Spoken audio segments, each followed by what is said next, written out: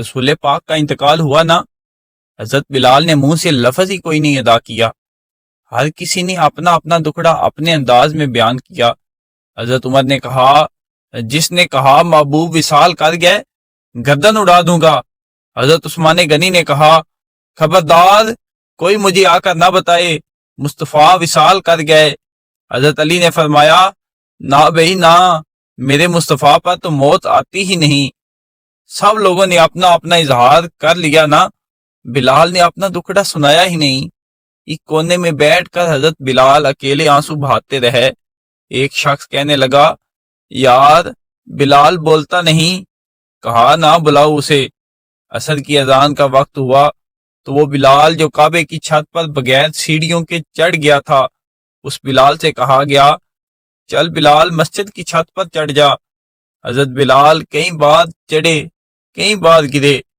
حضرت بلال نے آواز دی، کہا سلمان میری مدد کرنا، اب مجھ سے چڑھا نہیں جاتا۔ سلمان فارسی نے بھی نہیں پوچھا، بلال تو بیمار ہے؟ دو چار صحابہ نے بلال کو چھت پر چڑھایا۔ بلال نے اذان شروع کی۔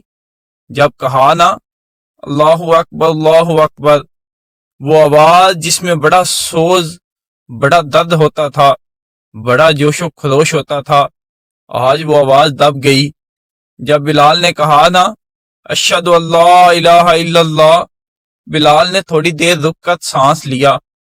جب کہا نا اشہد ان محمد رسول اللہ، جو سارے چپ کھڑے تھے ان میں سے ایک بابا رو پڑا جس کا نام ابو بکر صدیق تھا، اور ادھر بلال حبشی چھت کے اوپر زمین پر گرے۔ کہا، ابو بکر یہ ڈیوٹی کسی اور کی لگا دے، اب میری روح اجازت نہیں دیتی، مصطفیٰ کریم کے بعد مجھ سے اذان نہیں پڑھی جائے گی۔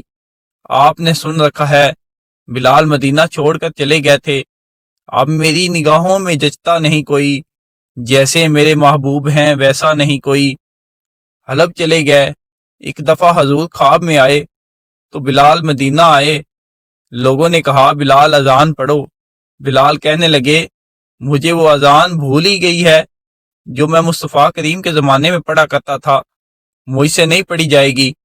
امام حسن اور حسین نے آ کر دامن تھاما نا تو کہا، بیٹا میں تمہاری نانی کا بھی نوکر رہا ہوں، میں تمہاری ماں کی چکی بھی پیستا رہا ہوں، مجھ سے کوئی فرمائش نہ کر ڈالنا، میں نے نوکری کی ہے، اور اگر مجھے توفیق دی تو میں تمہارے بچوں کے بھی پیر دھویا کروں گا۔